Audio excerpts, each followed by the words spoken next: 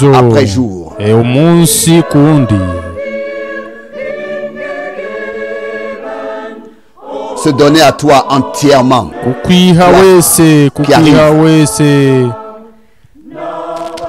Proche de Jésus. Hafi ya Yesu, hafi ya Yesu. Dans la présence de Jésus. Hafi ya Yesu mu bwiza bwe, ubwabyo ni ijuru umuntu aba abonye akiri hano ku isi. Quand devant sa face imbere y'amaso nous demeurons dans la prière. Iyo tugumye mu bihe byiza by'amasengesho.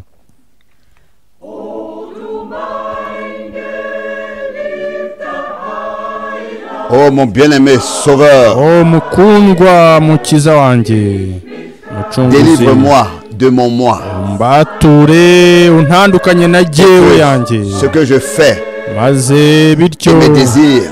Ibyo nkora byose n'ibyifuzo byanjye bibashe kugaragaza ubuzima bwawe n'imibereho yawe na kamere yawe. Kwegera Yesu, kwegera Yesu no kubana nawe. C'est le ciel déjà. Abyo ni ijuru umuntu akiri hano ku isi. Quand devant sa face iyo turi imbere ye, nous persévérons dans la prière. Turi imbere ye, turi mu bihe byiza by'amasengesho.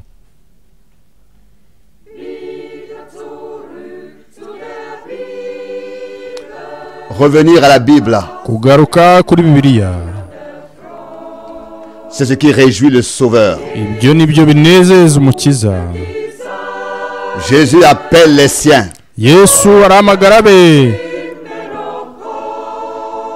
Répondez à son appel encore aujourd'hui. Mongere mwitabe umuhamagaro we na none nos pères ont souhaité. Kenshi basogokuruza bifuje. Alors qu'ils habitaient encore à Babel. Ubwo bari bakiri Babuloni. Atteindre la Sion. Bifuzaga kugaruka Isiyoni. Où l'union habite. Aho ubumwe butegeka. Revenir kugaruka à la Bible. Kuri Bibiliya. À la lumière de la parole. Kugaruka ku mucyo w'ijambo. Que cela soit notre solution. Icyo ngicyo kitubere igisubizo. Être saint pour le Seigneur. Kuba abera kubw'umwami wacu. Revenir à la Bible. Kugaruka kuri Bibiliya. Où les divisions cessent. Aho kwirema ibice kose kurangira. De Babel. Guhunga Babuloni. Oh, quel voyage béni. Oh, mbega urugendo rw'umugisha. Comment depuis longtemps nous cherchions mbega uburyo et désirions la lumière. Tukagirira inyota werekera uyu mucyo. Nous l'avons trouvé le soir. Kandi twaje kubona mu gihe cy'umugoroba. Comme la parole l'a promis. Nk'uko ijambo ryari ryarabisezeranye. Revenir kugaruka au modèle kugaruka ku cyitegererezo cya Bibiliya. À la lumière. Kugaruka ku mucyo. Dans la parole. Kugaruka mu ijambo. Que cela soit notre solution. Icyo ngicyo kibe ari cyo gisubizo pour le Seigneur. Abera kubw'umwami wacu. Revenir à la Bible. Kuri Bibiliya. Suivez l'appel du Seigneur. Mukurikire kandi mwitabe umuhamagaro w'umwami wacu. Revenir à la parole du Sauveur. Ku ijambo ry'umucunguzi. Que nous aimons mettre en pratique. Iryo twifuza igihe cyose gushyira mu bikorwa. Ne plus s'éloigner de la parole. Kutongera na rimwe kujya kure y'ijambo. Être sanctifié en elle. Kuba abera twejejwe muri we. Le ciel sur terre. Ijuru hano ku isi. Quelle gloire. Mbega ubwiza. Revenir. Kugaruka. Revenir. Kugaruka. Au modèle biblique. Kugaruka ku cyitegererezo cya Bibiliya. À la lumière. Kugaruka ku mucyo mu ijambo ry'Imana. Que cela soit notre kandi solution icyo gikwiye pour kuba ari toujours. cyo kitubera igisubizo by'iteka ryose, Être saint pour kuba le abera, Seigneur. kuba abera kubw'umwami wacu. Liebe Brüder und Schwestern im Herrn, Bien mes frères et sœurs dans le Seigneur, bene data na bashiki bacu mu mwami wacu, pour la réunion d'aujourd'hui de Zurich, ubwo amateraniro y'uyu munsi y'Izurike, nos bien mes frères et sœurs, turasuhuza nos péchés, frères et sœurs dans la foi mwese qui bene data na partout sur bashiki toute la terre. bacu dusangiye ukwizera mu isi yose aho Nous mutataniye, saluons tous dans le précieux nom. mwese tubaramukije Seigneur mu izina Jésus-Christ. ry'igiciro ry'umwami wacu Yesu Kristo. Nous sommes reconnaissants Seigneur pour la technique, turashima umwami wacu Pour kubwo les ikoranabuhanga, transmissions kubw'uko twese dushobora gukurikira ibintu kuri ce que interineti ako kanya, le dernier von allen vrai message kandi turifuza peut être ko entendu et écouté de toutes les turabona langues, de toutes yuko les nations, ubutumwa au même moment. bwiza bwa nyuma buri kumvwa mu mahanga yose n'indimi zose icyarimwe, mbega uburyo ari iby'igiciro. in dieser bösen Zeit Les circonstances défavorables dans nubwo le turi mu bihe bibi, ibihe bigoye la cyane, sainte parole de Dieu ariko atteigne les ntabwo extrémités de la terre. bibuza ko ijambo ry'Imana ryera rigera ku Le mpera Seigneur zose est z'isi. fidèle. umwami wacu ni uwo kwizerwa no kwiringirwa, kugeza ndetse n'uyu munsi Il nous a apporté plein de grâce yakomeje et il le fera, il continuera à le faire. kutugenera encore. ubuntu bwinshi kandi izakomeza no kubikora n'ubundi. Le Seigneur est et demeure notre umwami et notre wacu refuge. niwe mbaraga zacu n'ubuhungiro bwacu. de ce que dans ce temps ese sérieux, muri nous ibi mettons bihe toute bigoye, notre confiance comme toujours muri ibi auparavant. bihe bigoye, mbega uburyo aribwo dushyize ibyiringiro byacu mu mwami wacu kugira Dans ngo 2 twe gukorwa Corinthiens, n'isoni. au premier chapitre, mu Bakorinto ba kabiri igice cya mbere, was Gott Pawulo selbst in Tod parle de ce que signifie bedeutet et, und bewirkt. et ce que produit la confiance en Dieu, même quand Pawulo on est en danger de avuga mort. icyo bivuga ndetse n'icyo La bimara liberté, kugirira icyizere Imana nubwo waba uri mu ngorane zikomeye.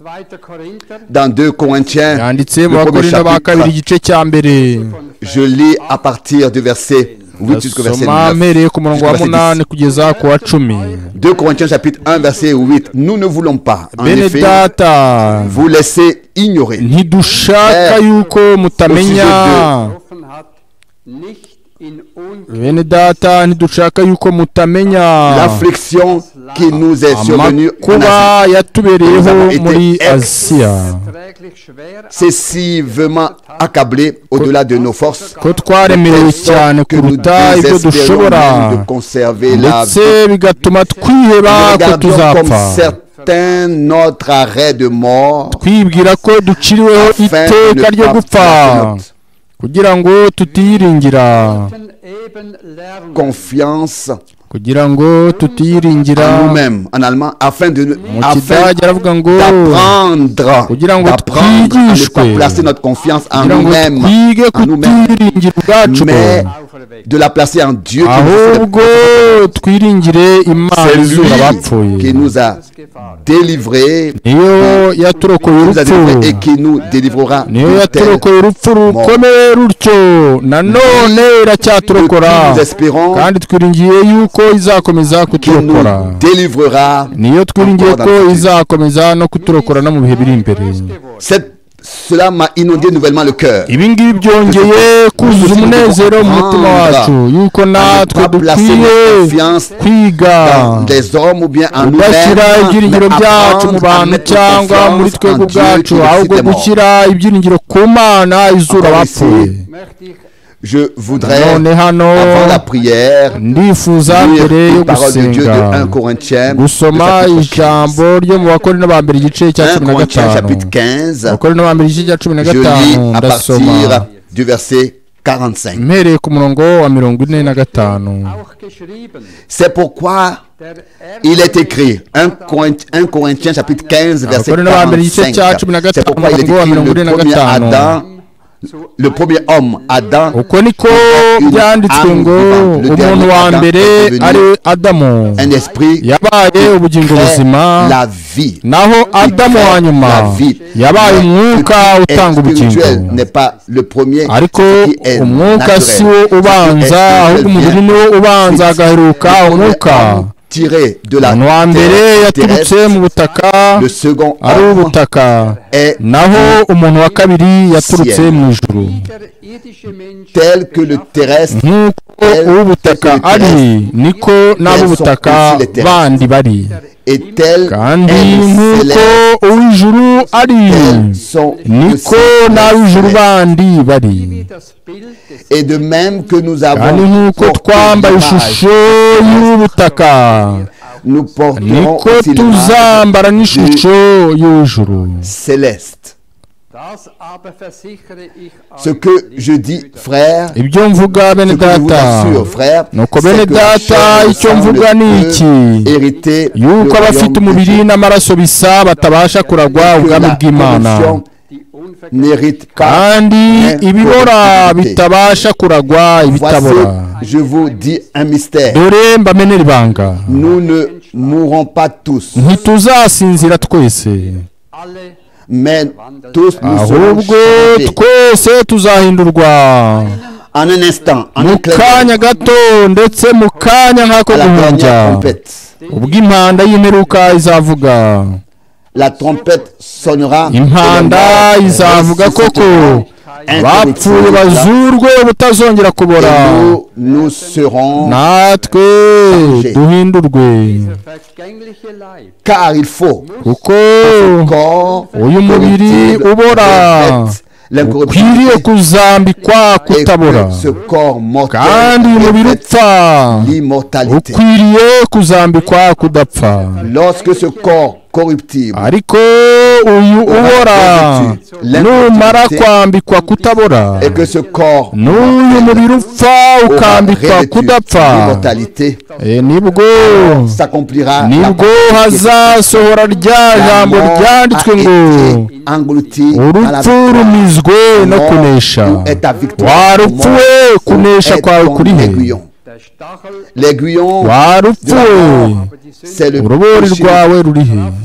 et la ibyaha puissance nibyo du péché rubori rw'urupfu, kandi imbaraga z'ibyaha ni est dans la amategeko. loi. Mais grâce soit rendue ariko à Dieu Imana qui ishimwe nous donne yo la iduha victoire kunesha par notre kubw'umwami Seigneur wacu Yesu Kristo. Jésus-Christ. Brüder, werdet fest Ainsi, mes frères bien-aimés, nuko soyez fermes, bene data bakundwa, inébranlables, mukomere travaillant de mutanyeganyega, mieux en mieux à l'heure murushaho Seigneur, iteka gukora imirimo y'umwami, Arbeit nicht vergeben. avec du zèle, sachant que votre travail ne sera mukoresheje pas vain dans le umwete, Seigneur. kuko muzi yuko umuhati wanyu Sainte atari ubusa ku mwami wacu. Ijambo ry'Imana ryera kandi ry'agaciro. Turashaka gusenga noneho.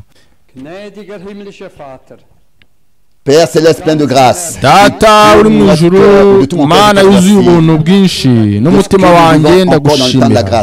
Ndagushimira ko tukiri mu gihe cy'ubuntu. dans les derniers jours du salut, de la Ndagushimira ko préparation, muri iyi minsi ya nyuma y'agakiza yo kwitegura tukiri bazima. pour le dernier message, Turagushimira kubw'ubutumwa bwa nyuma. pour toutes les vérités divines Turagushimira kubw'ukuri kose qui kw'Imana nouvellement ont été placées sur le champ de vie, wongeye gushyirwa ku gitereko cy'amatabaza. Turagushimira. pour la parole de la Turagushimira vérité sans kubw'ijambo alternance, ry'ukuri sans ritavangiye, falsification, qui nous a ritavangiye, affranchis, c'est le ryatubatuye. vainqueur de Golgotha, tubiheshejwe qui a n'uwanesheje même englouti Golgotha, la ari mort dans nawe la croix. wamizishije urupfu akoresheje kunesha. De ce que tu nous as aussi accordé et de ce que tu nous accordes aussi la victoire. wongera dans notre Seigneur. nanone kuduha kunesha mu mwami wacu Yesu Kristo. Tu vois tous les problèmes, mwami toutes les urabona difficultés, ingorane zose n'ibibazo les bihari, difficultés. Tu vois aussi nos manquements. urabona ndetse n'ibitunanira n'intege nke zacu. C'est ce mwami wacu dont chacun a mukundwa, besoin de nous. uzi ibyo buri wese akeneye muri twe. nous puissions atteindre kubw'imfashanyo le but. yawe dushobora kuzagera ku ntego. mwami Fais-nous mwiza, grâce aujourd'hui de manière utugirire particulière. ubuntu bwihariye muri iki gitondo bw'ubuntu bwawe, Bénis ton peuple sur toute la utugirire terre. imbabazi kandi utange umugisha mu isi yose, kuruta uko dushobora kubyitega ndetse no kubisaba.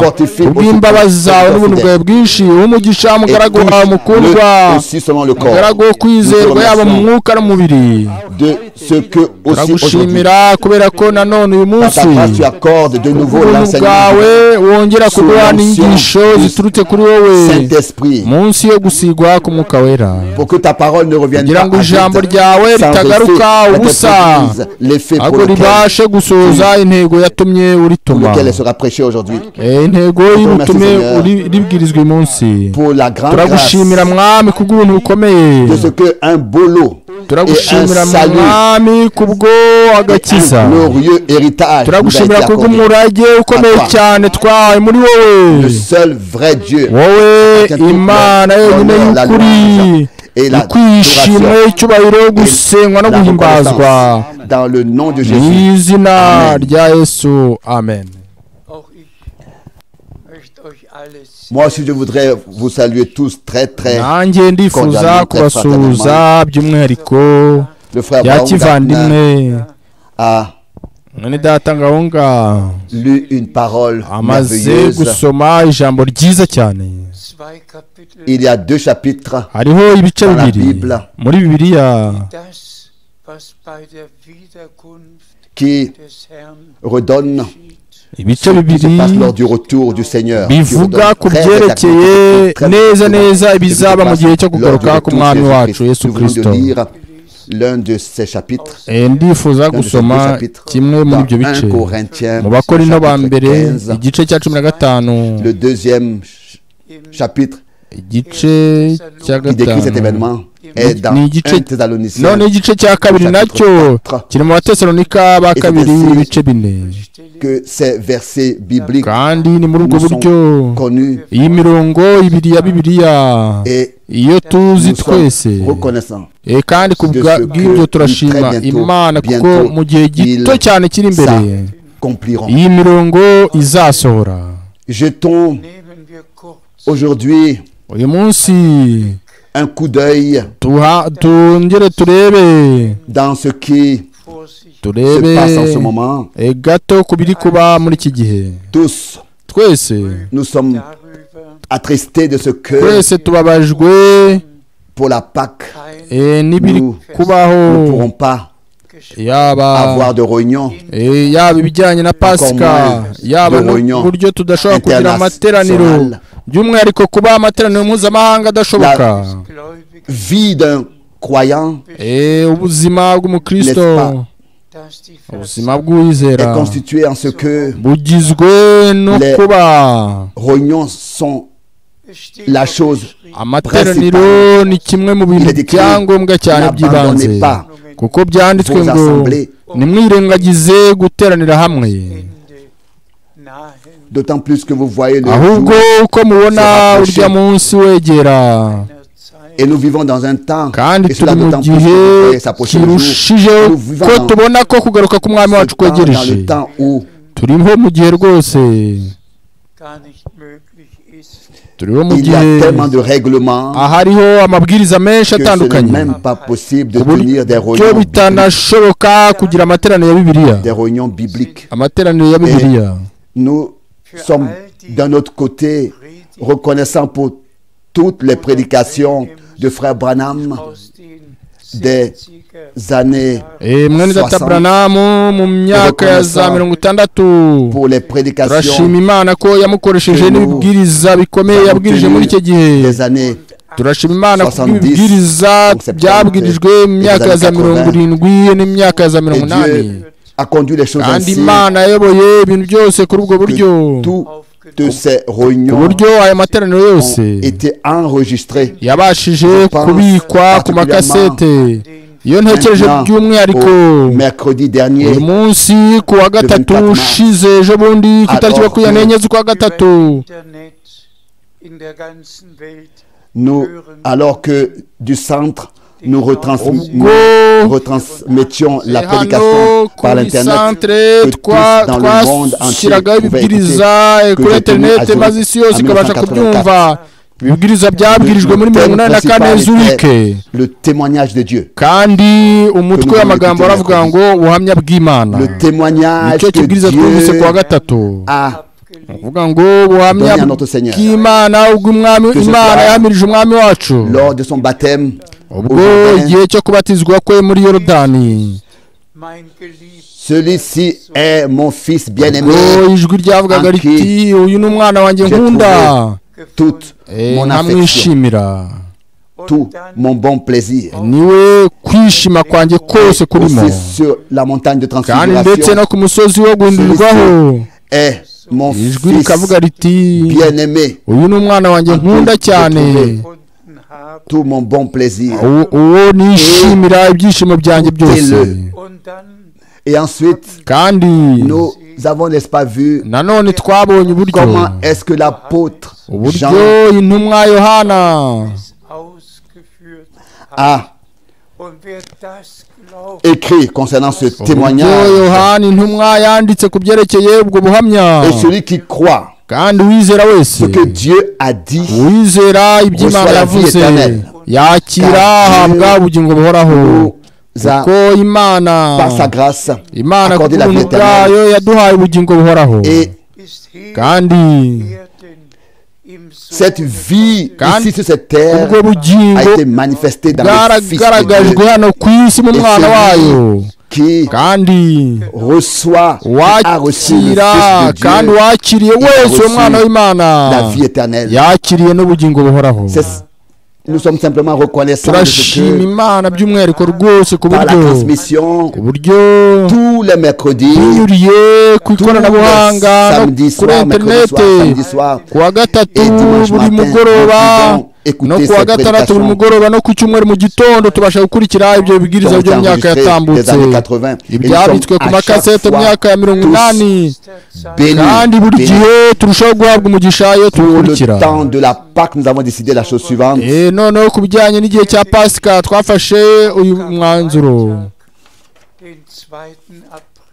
Dieu voulant, je me référerai au 2 avril, le vendredi de Pâques. Le 2 avril qui a pour moi une très très grande signification particulière. Ainsi, le week-end qui arrive, samedi soir, 19 à 19h30 et ensuite le dimanche matin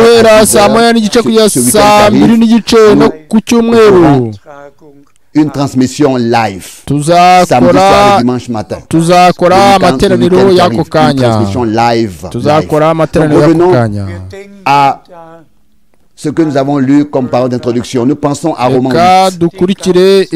Toute la création nous soupirons. Nuko ibyaremwe byose biniha natwe turaniha twifuza yuko umwami wacu yagaruka kuwo kudutwara aho ari. Ariko mbere y'ibyo birakwiriye ko kwitegura kwacu kubasha gutungana. Turashima umwami wacu yuko buri gihe bundi bushya dushobora kwerekana yuko mu gihe cyo kuza kwa mbere kwa Kristo habayeho gutumwa kw'Imana kandi gushyirwa mu bikorwa ku bijyanye n'isezerano yuko intumwa integuza izaza mbere yo gutegura inzira y'umwami. Noneho ni nabyo byanditswe ku bijyanye n'uyu munsi muri Maraki igice cya 3 ndetse nanone muri Yesaya byari byanditse no muri Yesaya igice cya 40. Noneho ubwo igihe cyari gisohoye Yohana Mubatiza yahawe inshingano n'ubutumwa bijyanye n'aya masezerano abiri muri Yesaya 40 na Maraki igice cya 3 bwo gutegura inzira y'umwami. Kandi kenshi twagiye tubivugaho muri iki gihe cyacu. Noneho promesse s'est accomplie. Voici, je vous envoie le prophète Élie avant mbere y'uko umunsi ukomeye kandi uteye ubwoba w'Uwiteka uza. Bene data bashiki bacu bakundwa, ntabwo mushobora kumva neza, ntabwo mushobora kumva uko mererwa muri jye iyo ntekereje ko abigishwa b'umwami wacu n'umukiza muri Matayo 17 ku murongo wa 10 babajije iki kibazo umwami wacu bati, ese ni ukubera iki abanditsi bavuga ko yuko Eliya akwiriye kubanza kuza? Ku banditsi c'était déjà autrefois la promesse que le prophète Élie doit venir. Kubanditsi bo babonaga ko ari isezerano ryatambutse yuko Eliya agomba kubanza kuza. None n'a jamais été réparable. Kutumva neza ntabwo kugeze kurangira kugeza n'uyu munsi. Les promesses, amasezerano yerekeye kuza kwa mbere kwa Kristo ntabwo ari Malaki ibice 4, ahubwo ni Malaki ibice 3. kandi hariya kera abanditsi ont pris la mauvaise écriture. Abanditsi bafashe ibyanditswe bitari byo. La mauvaise écriture et bafashe ibyanditswe bitari byo. Eli vienne. Maze bari biteguye ko Eliya aza.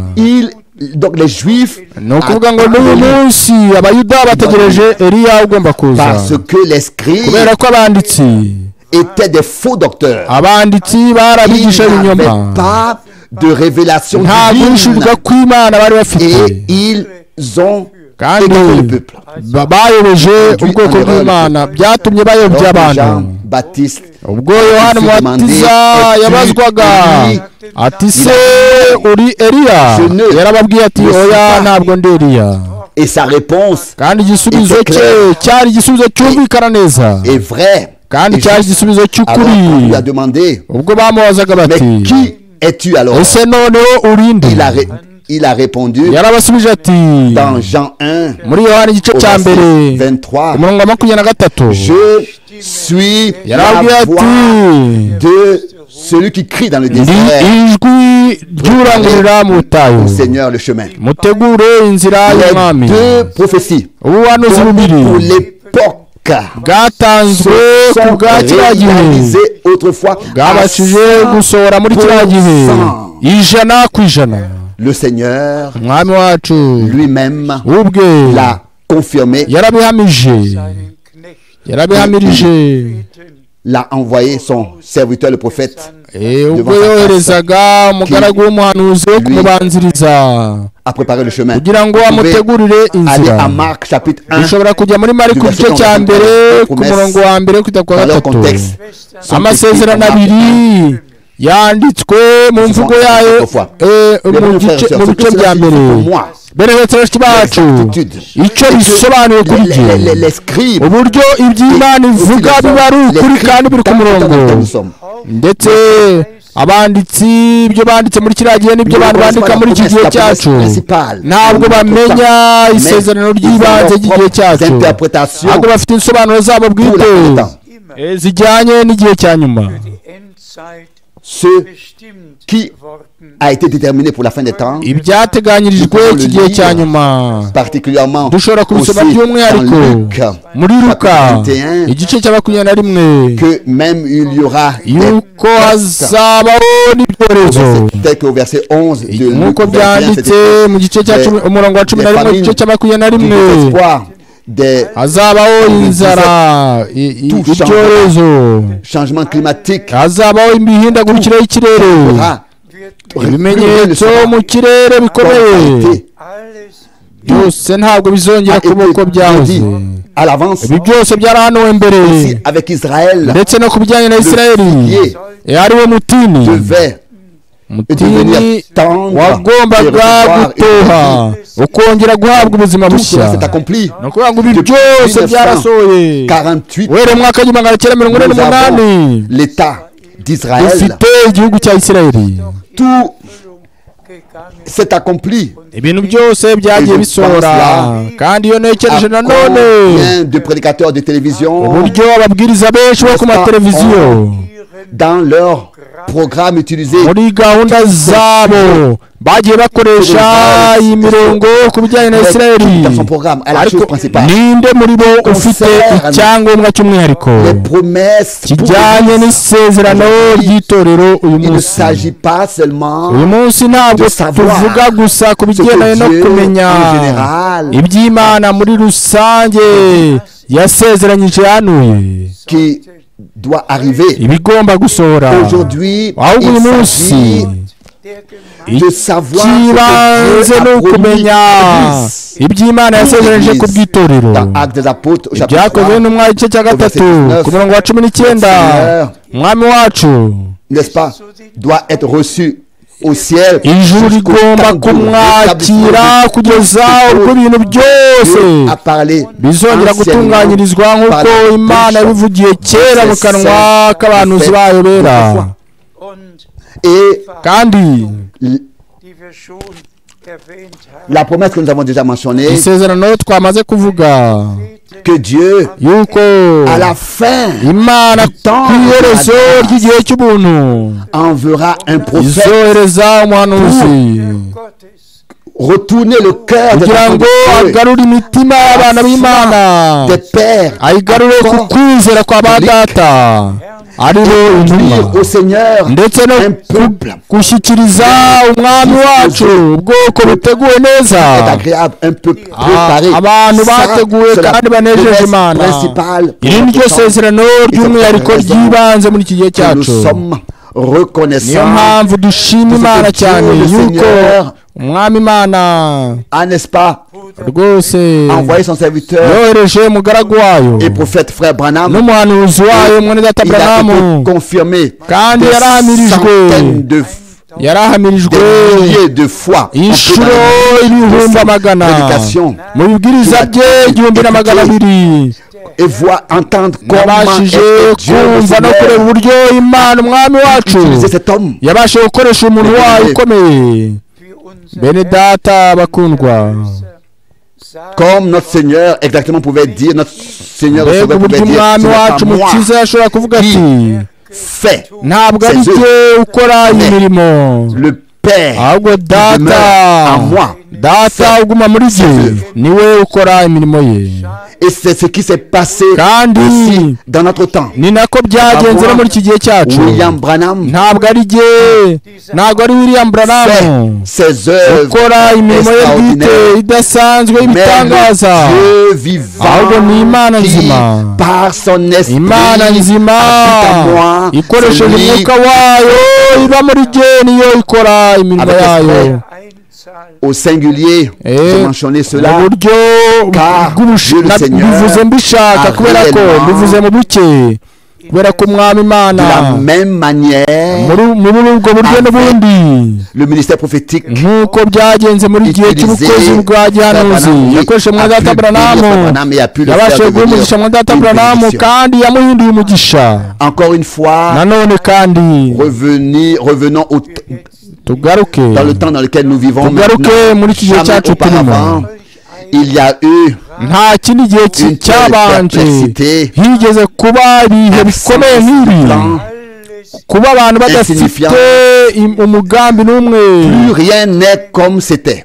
Nta kintu na kimwe kimeze nk'uko byahoze. Toute la nuit barasuzuma abantu buri joro ryose, buri joro hariho ibiganiro bidasanzwe, buri gihe buri munsi haba hari ibintu bishya byavutse, buri gihe haba hari ibintu abantu bagomba kuganiraho, ibintu abantu bagomba kujyaho inama. Bene data na bashiki bacu bakundwa,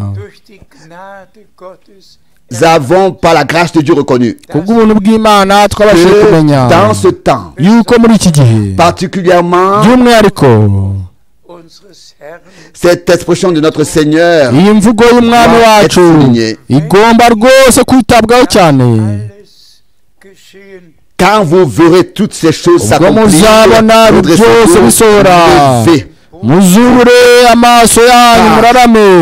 vous savez que votre rédemption de la même manière, avec toute la sincérité et l'honnêteté. Bénis sont les yeux de ceux qui l'entendent. Insistons encore et soulignons encore une fois, Dieu a accordé sa grâce. Pour que dans ce temps, de ne pas avoir été égaré dans ce temps, mais la grâce avoir été conduit par le Saint-Esprit dans les promesses qui ont été données à l'Église de Jésus-Christ, itorero ry'abana b'imfura, itorero ryiswe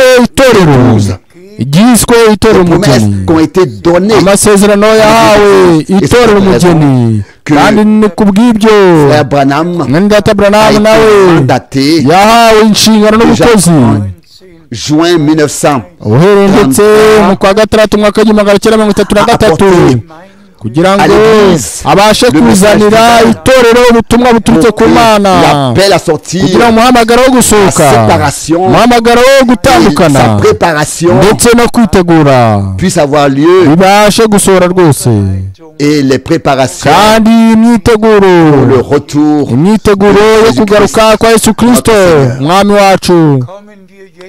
Revenons maintenant, bien-aimés frères et sœurs, dans cette réunion à la parole d'introduction dans 1 Corinthiens chapitre 15. Nous sommes de tout notre cœur reconnaissants. Nous regardons ici à Zurich à 50 ans en arrière, dans lesquels tous les premiers derniers dimanches les réunions ont eu lieu ici à Zurich. Nous regardons à un temps en arrière dans lequel la sainte parole de Dieu ici à Zurich était prêchée. Et nous remercions le Seigneur pour nos frères dans le service, que ce soit le frère Keller, que ce soit le frère Cher, et aussi les frères déjà sont auprès du Seigneur, le frère Graf, et tous les frères, et dans le déroulement des années, c'était ainsi, tous les premiers dimanche niko byagiye bigenda buri cyumweru cya mbere cy'ukwezi nabwirizaga i Krefeld, noneho icyumweru cya nyuma cyose cya buri kwezi nabwirizaga i Zurich. Kandi ce temps entre le premier et le dernier dimanche, j'étais en voyage. Et un frère de la France nous a envoyé un mail pour demander est-ce que nous pouvons réellement montrer et prouver que frère Franck a été 165 approché dans 165 pays. Et qu'est-ce que nous avons fait? Nous avons à Bruxelles demandé au frère Tati et de nous envoyer la liste des pays. Il nous a envoyé la liste avec tous les 195 pays. N'est-ce pas? nous avons pu les marquer. aho twabashije kugera kandi twabonye ko 55 Imana muri iyi myaka 55 itambutse were mwaka w'ibihumbi 1965 mwaka w'ibihumbi 1966 Imana yayoboye ibintu ku buryo ubutumwa bwabashe kugenda bugera ku mpera zose z'isi. Et c'était nécessaire kandi byari ngombwa cyane que le contact kugira ngo puisse être rétabli, abashe kubaho kubonana no kumenyana, maze uyu munsi abantu bose bari babasha gukurikira bakoresheje interineti bari mu bihugu byose by'isi, kandi ni ibintu by'imbaraga rwose bikomeye cyane by'agaciro écritures s'accomplissent. Excusez-moi si ndasaba munyanganire 10 versets bibliques. Niba mvuze imirongo ibiri ya Bibiliya. Le premier, nous connaissons bien, il est écrit dans Matthieu 24, l'évangile du royaume sera aux États-Unis.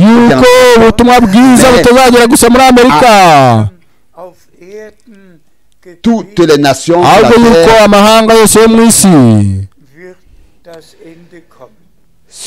cet évangile du royaume sera prêché.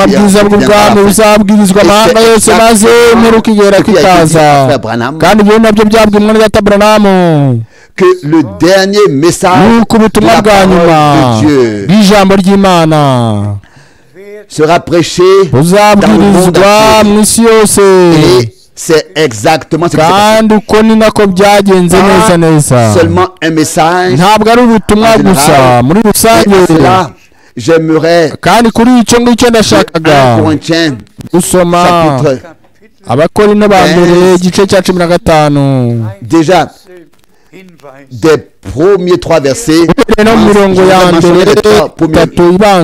1 Corinthiens 15. Dans notre traduction de la Bible, il n'est pas écrit l'évangile, mais le message du salut. Très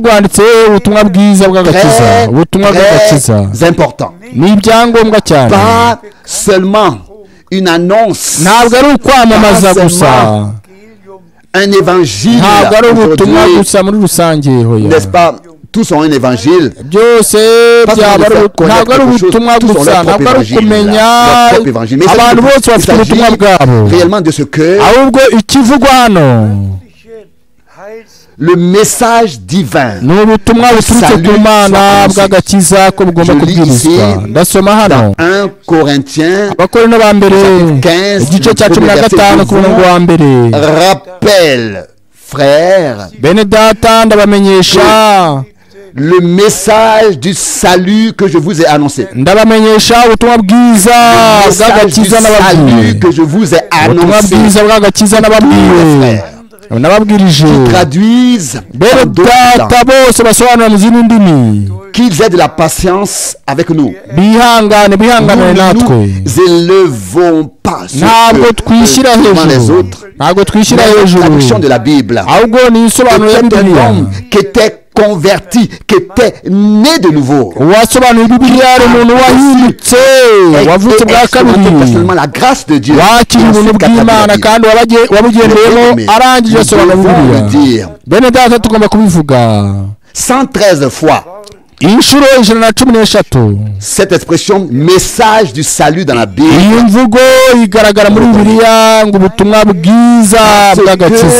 c'est important. Aujourd'hui, tous parlent d'un message. Et qu'est-ce qu'ils disent? Et qu'est-ce qu'ils enseignent? Rien que du désordre et de la confusion. Ces messages qui sont prêchés. Aussi cela très clairement qui se réfère à frère Branham se sont égarés. Seulement usibye gusa à Dieu, usibye gusa abashingira ku Mana, abishingikiriza ku Mana no ku ijambo ryayo nibo badashobora kuyoba. Ariko ni ibiki biri kubaho uyu munsi? Tous ces faux docteurs, ababigisha b'ibinyoma bose, abo babeshi les 7 tonnerres, kubyerekeye inkuba zirindwi n'ibindi bigisha, aho bibwira que c'est le prophète qui a dit ceci. Le prophète. Et ça aussi, nous allons la prochaine fois. Notez cela. Bien de fois, et a cité Apocalypse 22. Des paroles du livre de la parole écrite de ce livre.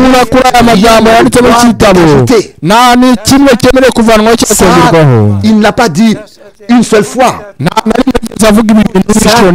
Il a dit 100 fois comme s'il aurait dit qu'une fois. Tous les frères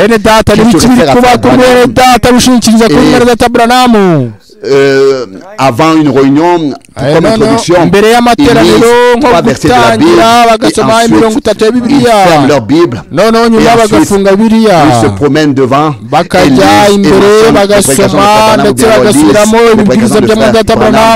des citations qu'ils ont mal compris, tordu le sens et ils ont fait leur propre faux enseignements. Ceci est le temps tous les vrais croyants de Dieu. S'il vous plaît, bien-aimés frères et sœurs, j'ai une responsabilité, j'ai un mandat divin et j'ai liée à cela une responsabilité devant Dieu pour l'église du Dieu vivant. Je dois une fois pour toutes le dire, et je dois le répéter.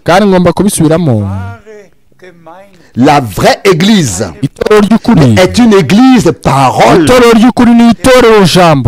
comme l'époux lui-même était la parole révélée. Et c'est ainsi que chaque parole de Dieu qui nous a été promise devient vrai en nous par la grâce de Dieu. Comme souvent j'ai eu à le dire, il n'y a qu'un homme sur terre parmi tous les frères qui ont pris la parole. Il n'y en a pas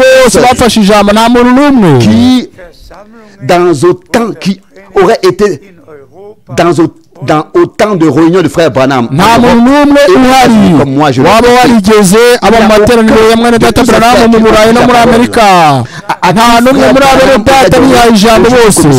de d'aller à à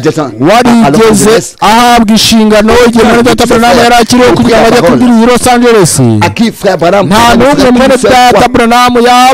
reçu de frère Branham une commission qui serait allé à frère Branham de son vivant après qu'il ait reçu un mandat pour la confirmation kugira ngo abashe guhamirizwa nk'uko mwene data Frank yahamirijwe hamwe n'ibyabaye ku itariki ebyiri z'ukwezi kwa kane mwaka w'igihumbi kimwe magana cyenda mirongo itandatu na kabiri. Ariko hano uyu munsi kivugwa noneho d'insister et de souligner encore une fois que le vrai serviteur de Dieu lie les hommes avec Dieu, avec lui-même, et participe à sa suite. Les gens qui suivent, mais il lie les hommes avec Dieu. C'est que nous sommes des ambassadeurs de Christ. Aussi frère Branham n'était pas Christ. Ça, ce serait un blasphème de le dire.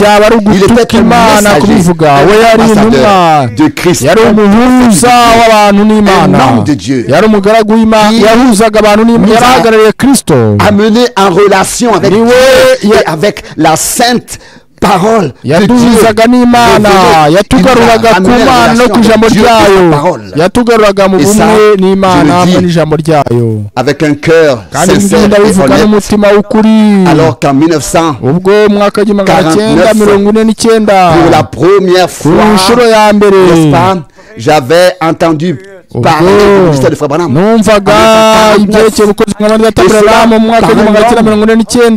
Connu.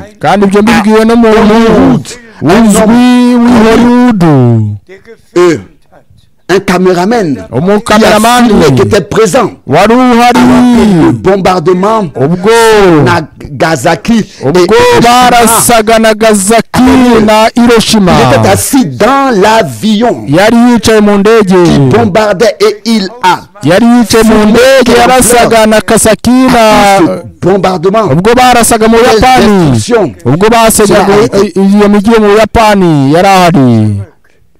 Et cet homme est revenu aux États-Unis. Il est venu le frère Branham. Et là, il a consacré sa vie à Dieu. Et il fut saisi au fond de son être.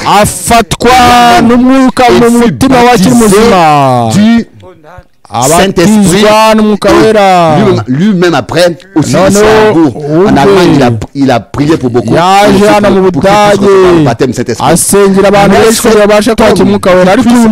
Mais cet homme a rendu témoignage du ministère que lui-même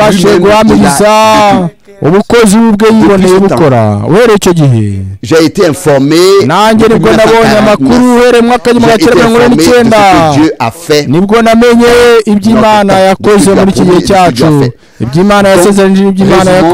Ensemble. C'est un message divin du salut. Je le répète encore ici devant le Seigneur. Un message qui n'a pas comme point central le salut de Dieu. Un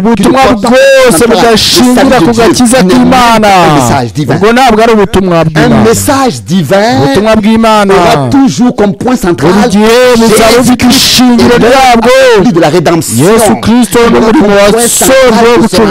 de sa prédication. Ne nous en voulez pas si dans notre traduction il n'est pas écrit évangile, mais message du salut. Encore qui doit être touché. Nous avons dans la parole d'introduction que frère Baumgartner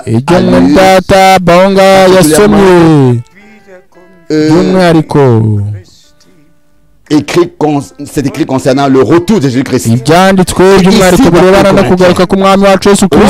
15, au verset 3 et 4, le témoignage de Jésus-Christ.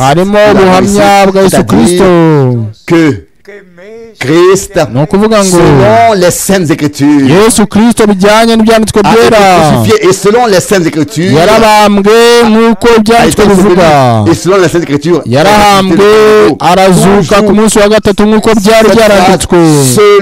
les Saintes Écritures,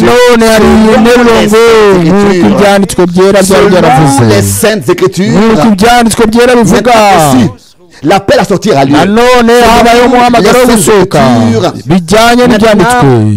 Il faut que la correction parfaite dans l'enseignement ait lieu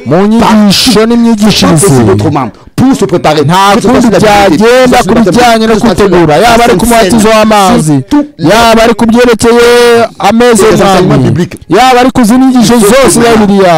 Tout soit selon les Saintes Écritures. Et soyez sincères, je vais un jour, dans le futur proche, parler des différentes doctrines et enseignements qui, par exemple, sont tirés au chapitre 2, dans les différentes églises en minuscules. byanditswe mu nyuguti ntoya byose bavuga ko babikuye mu byanditswe byera. De Actes des Apôtres, urugero byakozwe n'umuco bibiri umurongo wa 38 aho bahinduye inyigisho umurongo wa 39 ngo uko les églises kuri mwe n'abana banyu. C'est aussi le baptême d'eau est valable aussi pour nos enfants. Alors nous pouvons aussi baptiser les enfants. iryo jambo bavuga ngo niho bakuye umubatizo w'abana kuko bavuga ngo isezerano n'ibyanyu n'abana banyu. Vous et pour vos enfants. Kuko iri sezerano n'ibyanyu n'abana banyu. Et s'il n'est pas parlé du baptême. Ariko hano ntabwo bavuga ko babatiza. Au verset 39 car la promesse est pour vous et pour vos enfants. Umurongo wa 33 bavuga ngo isezerano n'ibyanyu n'abana banyu. Noneho bakabishingira bakabatiza abana mu izina rya Data n'Umwana n'Umwuka Wera. Ariko bakavuga ko bashingiye ku byanditswe bya Bibiliya ngo uko isezerano n'ibyanyu n'abana banyu.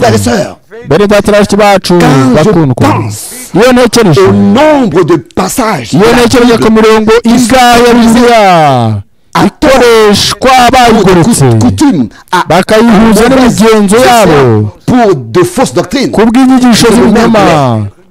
Une manière, si quelque chose se passe à moi, je ne peux pas vous expliquer. Hari ikintu kiba muri byo ku buryo nabasha kukibasobanura. Ni umubabaro ukomeye cyane. Comme autrefois, kandi nk'uko byagenze kera ubwo abanditsi n'abafarisayo bavugaga ngo Eliya agomba kubanza kuza.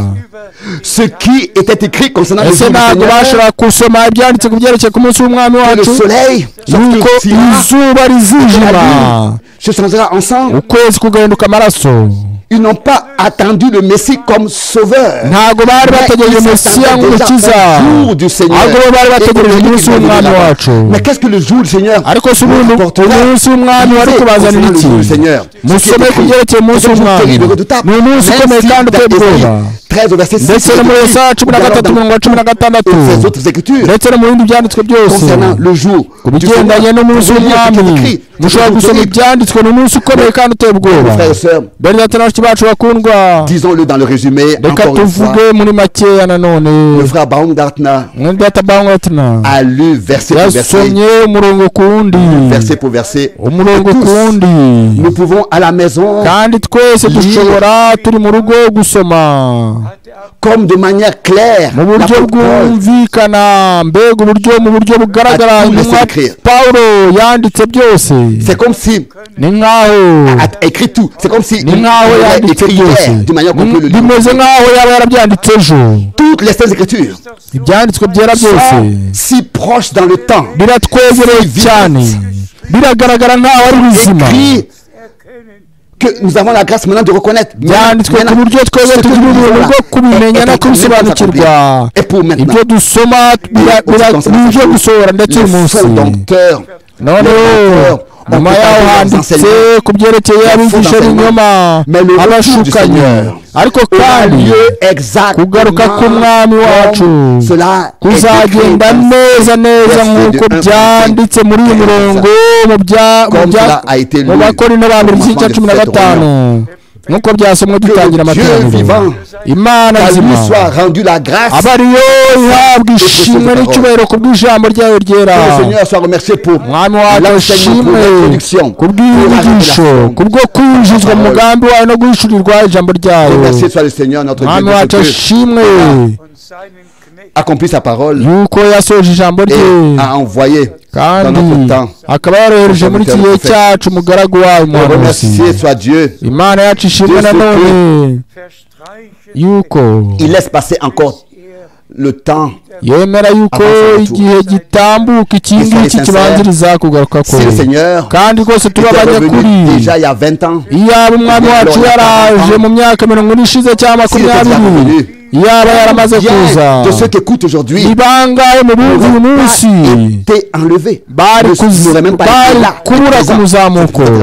Niyo mpamvu Petero yandika avuga ati Imana irihanganye kugira ngo umubare w'abanyamahanga ubashe kubanza kwinjira. Umwami wacu ashimwe cyane, kwemezwa n'umutima wanjye no kwizera kwanjye nuko kugaruka k'umwami wacu rwose kwegereje cyane, kandi birakwiriye kuvugwa nanone tous les croyants yuko abizera bose doivent rester abizera bose bagomba kuguma batuje badasamaye bari mu buzima bwabo ari ubuzima busanzwe n'ubuzima bw'umwuka ndetse bagomba kuba abanyabwenge batuje nta muntu ukwiye kugaruka kuri twe ambwira ibintu by'agakoresho bazashyira mu mubiri w'umuntu ntawe ukwiye kugaruka kuri bya mbwira iby'urukingo oya rwose nta gihe mfite cy'ibyo ngibyo qui parle de puce. Kandi bavuga by'ako gakoresho k'ikoranabuhanga kazashyirwa mu bantu que la marque de la bête bamenye neza ko ikimenyetso cy'inyamaswa kizaza nyuma yo kuzamurwa ntabwo ari mbere yo kuzamurwa. Nibagirwe by'ako gakoresho k'ikoranabuhanga n'ibindi abantu bashikisha ahubwo umuntu wese yisuzume imbere y'Imana ye kandi arekera abandi mu mahoro batuje. Dieu le Seigneur nuko umwami Imana umwami wacu atanga umugisha. Remercier soit le Seigneur. Ndashaka kubisubiramo umwami wacu ashimwe cyane kubw'ijambo rye y'igiciro gikomeye. Umwami wacu ashimwe yuko isi yose ibasha kumva kandi ikaba ishobora kugira umugabane mu byo Imana ikora uyu munsi. Dans ce contexte des choses no muri iki cyerekezo ndashaka kuvuga ni ndashaka kuvuga yuko Imana nibishaka le vendredi de Pâques tuzafata kuwa gatanu wa Pasika et auront le samedi soir 9h30 kuwa gatandatu nimugoroba saa moya n'igice live na saa yine zo ku cyumweru hazaba amateraniro samedi soir à 19h30 kuwa gatandatu saa moya n'igice ku cyumweru saa yine hazaba amateraniro y'ako kanya. Kandi ndashaka kuvuga yuko kuwa gatatu tariki kuwa gatatu tariki 14 tuzasubizaho ikibwiriza cyihariye cyabaye mu mwaka w'igihumbi kimwe magana cyenda 76 ku bigendanye n'amategeko. Ndabatumira ku itariki 14 z'ukwa kane. Icyo kibwiriza kizasobanurwa mu ndimi zose kandi tuzavanamo icyo twita mu kidage tuzasubizamo ibyavuzwe l'apparition de la Réformation dans la chapelle dans laquelle Jan Hus a prêché après. Aho Jan Hus yabwirije eu le grand privilège de tenir des kuhagirira ibibwiriza byihariye ndetse no kuvugana n'igihugu cyose yaba mu giceke ndetse nagiriye na interview ku bigendanye n'amategeko 10. Icyo kibwiriza nicyo tuzacishaho ku itariki 14 z'ukwa kane kuwa gatatu. Imana yacu ishimwe cyane kandi ndashaka gutanga intashyo zose nakiriye ndashaka kuzitanga mu isi yose kandi nejejwe na buri wese uhamagara na buri wese wohereza imeri turi kandi tuzaguma mu mwami wacu duhurijwe hamwe kandi byanze bikunze azasoza umurimo we hamwe n'itorero rye muri iki gihe cyacu. Maranatha Imana yacu notre Seigneur ishimwe umukiza wacu ashimwe kandi ahabwe icyubahiro mu izina ry'umwami Yesu Kristo. Umwami wacu araza vuba. Muhabwe umugisha w'Imana ishobora byose mu izina ryera rya Yesu Kristo. Amen.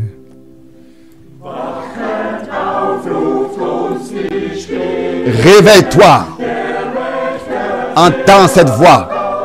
Kanguka wumve iri jwi. Le Seigneur revient. Réveille-toi. Araje. Kanguka. L'heure de minuit isaha ya mu gicuku est là. Entends ce cri retentit. Umva ijwi rivuga rihamagara. Où êtes-vous? Ese muri he bari b'abanyabwenge? Levez-vous l'époux. Muhaguruke mukanguke. Reviens. que vos lampes brillent, amatabaza yanyu yake, vases soient remplis d'huile. kandi imperezo zanyu zuzuzwa amavuta. Mugende mujye kumusanganira, car nous devons aller à sa rencontre. Uko tugomba kujya kumusanganira.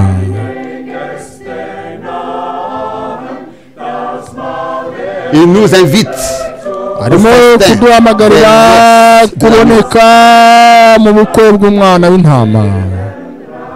Il envoie la puissance du ciel, kandi arimo kohereza imbaraga zo mu ijuru, nous accorde la vie éternelle, arimo kuduha ubugingo buhoraho, nous scelle de son esprit, gushyirwaho ikimenyetso cy'umwuka we. Il nous rend semblable à lui. Araduhindura gusa nawe. Déjà ici sur terre, tukiri hano ku isi, il nous a donné sa chair et son sang. Yaduhaye umubiri we n'amaraso ye. Sois-tu Seigneur Jésus. Mwami Yesu Kristo ushimwe kandi uhimbazwe. Reçois la louange pour tout. Akira ishimwe ku bwa byose. Plein d'espérance, nous marchons sur tes voies. Twuzuye ibyiringiro byose tugenda mu nzira yawe. À ta rencontre dans les airs. Kandi turimo kugana kugusanganira mu kirere. Dans la ville que tu nous as préparée. Wagiye kudutegurira. Tu nous nourris. Uratugaburira. Uradutegura.